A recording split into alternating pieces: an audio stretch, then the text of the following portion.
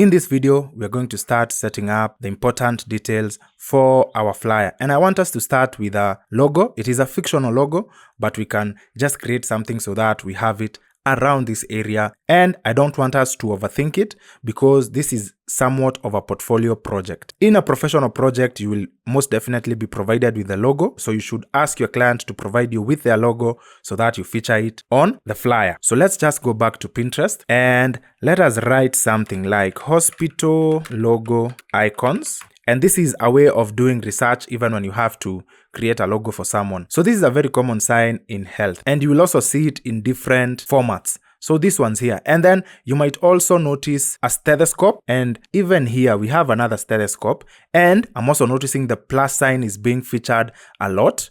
Look at this.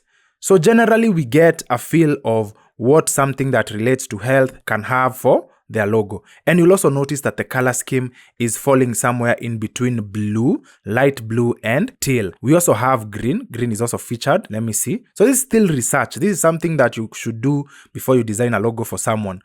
Look, we have green and we have blue. So by just going through this, I'm getting a feel of what we can create for a logo. A very simple one. We are not overthinking. So I'm actually going to grab my first option here. So right click on it, save it as an image. Let me just save it here directly. And then, as I've mentioned, grab it from my browser and then just drag it to Photoshop and drop it here. Press enter to place it on your canvas and then just grab any of these handles to reduce. And once you have it here, let us work on removing the background. So all you have to do is come here to your eraser and select your background eraser tool.